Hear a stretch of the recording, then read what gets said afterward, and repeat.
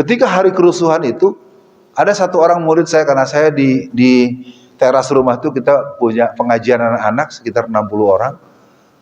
Dia bawa jam tangan dalam keadaan, jam tangan kan kalau yang ini kan kalau dibuka kan lebar ya gitu ya. Halo? Maksud saya mau memperagakan dulu nih jam tangan yang mahal-mahal, yang harganya 5 juta, 12 juta loh. Dia bawa sekitar 5 atau 7 jam tangan diceng-ceng itu, direnteng begitu. Kalian mau nggak? Aku bilang kamu boleh nyuri. Nah rupanya si fulan ini, karena saya tidak mau nerima jam tangan yang dia bawa, dia pulang ke rumah. Sampai di rumah oleh ibunya dipuji-puji. Wah hebat. Akhirnya jamnya diambil. Apa kata ibunya? Nak kamu berangkat lagi, ambil emas, diminta macam-macam. Dan itu adalah pertemuan terakhir dia, ibu dengan anaknya. Saya cerita begini, kenapa? Karena yang kasus Lipo itu di Tenggara itu 2000 orang yang mati.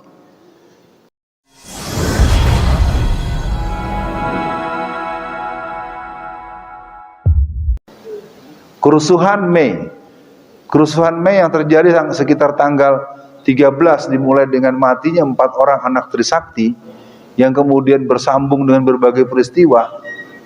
Hanya ada satu kalimat, pemirsa, telah terjadi kerusuhan, bla bla bla bla bla bla. Lalu muncullah istilah yang namanya pemerkosaan massal. Tahukah bapak-bapak dan ibu-ibu yang mati dalam peristiwa atau kasus perkosaan yang terjadi antara tanggal 13 sampai tanggal 21 Mei 1998, di mana tanggal 21 Mei 1998 itu adalah hari Kamis jam 9:50 tahun 1998. Hari itu Pak Harto mengundurkan diri. Data resmi dari Intelijen Nasional, Badan Intelijen Negara maupun FBI, lembaga intelijen Amerika, bahwa orang yang mati karena orang yang diperkosa itu kasusnya hanya 3 orang. Sekali lagi di sini ada ibu-ibu, saya tidak ingin dalam bahasa yang tidak menyenangkan hati. Kalau yang diperkosa cuma 3 orang itu bukan massal. 3 orang itu massal apa bukan? Bukan. Justru yang massal itu yang mati. Mari kita tengok.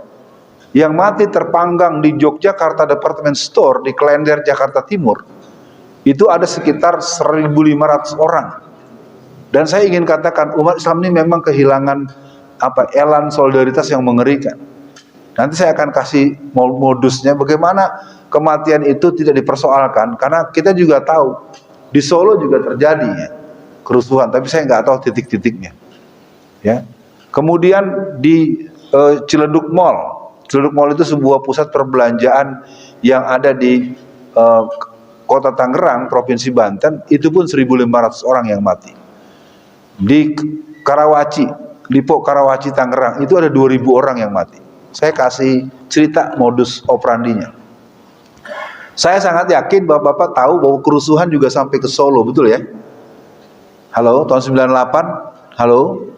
Ya, saya nggak tahu, kalau di sini saya nggak tahu, karena saya fullnya ada di Jabodetabek. Saya termasuk Korlap Jakarta Selatan, karena waktu itu saya masih tahun 98 itu ya katakanlah saya sedang S2 di UNJ. Saya sudah dosen, saya jadi dosen tahun 1992. Katakanlah kalau dari segi penampakan, menurut bapak-bapak dan ibu-ibu, sosok seorang Alfian Tanjung, kalau dilihat dari tampangnya sekarang nih, sudah terlalu tua atau belum?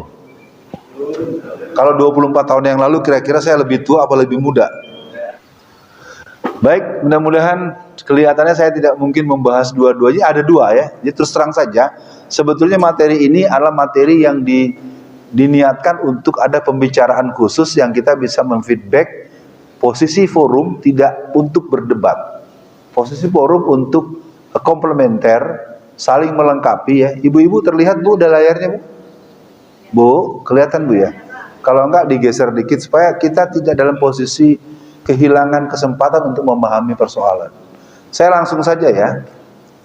Nah, sejak era transisi 1997-98, umat Islam terus-menerus mendapatkan serangan dari musuh Islam, baik secara hard war.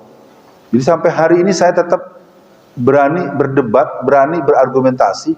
Saya bisa menjelaskan yang mati itu lebih dari 60.000 orang mati. Ya. Karena Itu yang saya sebut baru di Jakarta Timur, Tangerang, sama jadi buat Bapak Ibu sekalian, saya akan cerita 3 titik dulu. Karena sebenarnya kan pusat perbelanjaan itu ada yang di Jakarta Selatan, ada di Jakarta Timur, ada di Jakarta Pusat, ada di beberapa tempat. Ketika kerusuhan itu sedang bergerak, saya tahu walaupun saya tidak ada di sini. Ya, sudah sampai sini, rombongan ke sini, gitu kan? Halo, gitu kan kira-kira suasananya kan? Bergerak ke sana. Nah, ketika pusat perbelanjaan itu dijarah, itu seluruh pusat perbelanjaan itu rolling door-nya dibuka. Ya, saya bisa bilang begitu karena kebetulan rumah saya yang di Tangerang itu hanya 800 meter dari Lipo Karawaci Tangerang. Ketika hari kerusuhan itu ada satu orang murid saya, karena saya di teras rumah itu kita punya pengajian anak-anak sekitar 60 orang. Satu hari mereka datang bawa ini. Mereka anak-anak murid saya panggil saya Kak Alfian. Tidak panggil Ustadz, manggilnya Kak Alfian. Karena waktu itu mungkin 24 tahun yang lalu relatif saya lebih muda kan. Dia bawa jam tangan dalam keadaan, jam tangan kan kalau yang ini kan kalau dibuka kan lebar ya gitu ya. Halo? Maksud saya mau memperagakan dulu nih jam tangan yang mahal-mahal. Yang harganya 5 juta, 12 juta. Dia bawa sekitar 5 atau 7 jam tangan diceng-ceng itu, direnteng begitu. Kak Alfian mau nggak? Kamu bilang, kamu boleh nyuri. Nah rupanya si Fulan ini, karena saya tidak mau nerima jam tangan yang dia bawa, dia pulang ke rumah.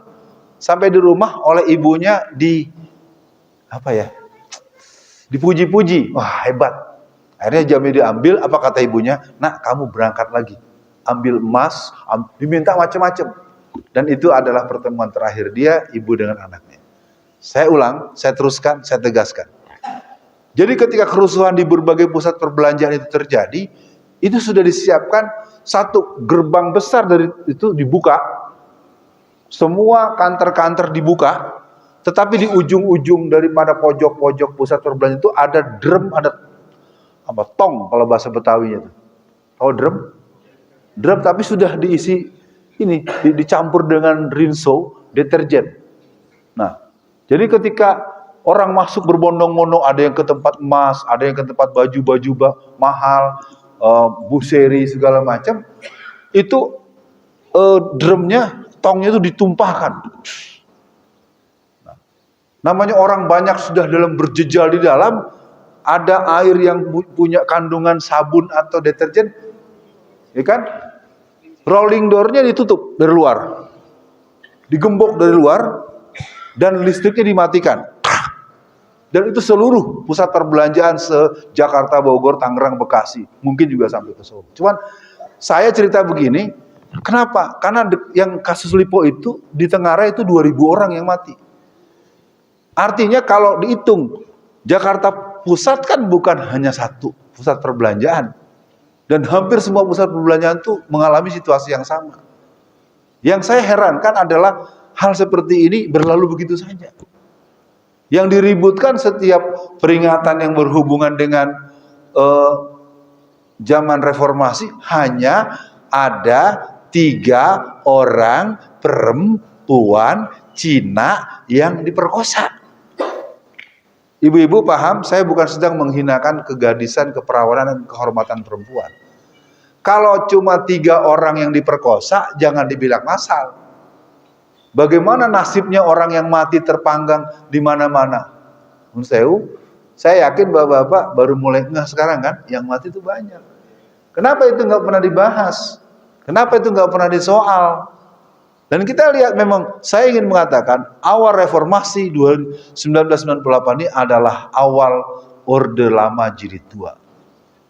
Saat balas dendamnya, karena yang mati baik di Banyuwangi sampai ke Banten, baik di Ciamis tahun 99, tahun itu ada 200 orang, di Cianjur Selatan tahun 2000 itu sekitar 89 orang, itu semuanya adalah Banser. Makanya saya heran, kalau yang satuan gerakan ini kok sekarang seolah-olah bermusuhan sama kita, padahal mereka sudah dibalas, sudah dibunuh. Ya, saya dapat itu dari Kiai Haji Yusuf Hasim. Beliau adalah guru saya karena saya lama di P3. Jadi baik Kiai Haji Yusuf Hasim, mau Kiai Haji Hasyim Muzadi maupun Ki Fakih Langitan, mereka banyak sedikit memberikan semacam testimoni dan curhat kepada saya. Saudara Alfian, ini aneh nih. Keluarga besar NU sedang dibalas, sudah dibunuh, tapi sekarang mereka berteman dengan para pembunuhnya. Ya kan? Yang membakar bendera tauhid di Cirebon kan mereka. Ya, jadi ini malam ini sebenarnya membutuhkan sebuah kesadaran kolektif, dan saya tetap akan selesai. Bahan ini sebenarnya ada dua ya, ada konsolidasi dua. Udahlah, kita malam ini cukup satu, selesai waktu. Yang jelas yang hadir bisa menghitung, kita perlu mengambil langkah, jangan yang berat-berat. Kita ambil yang terdekat dulu. Bagaimana masjid kita, bagaimana rumah kita, bagaimana tetangga kita, bagaimana lingkungan terdekat kita. Karena kalau dibahas luas, saya juga tidak cukup aman secara fungsi-fungsi penjelasan keumatannya.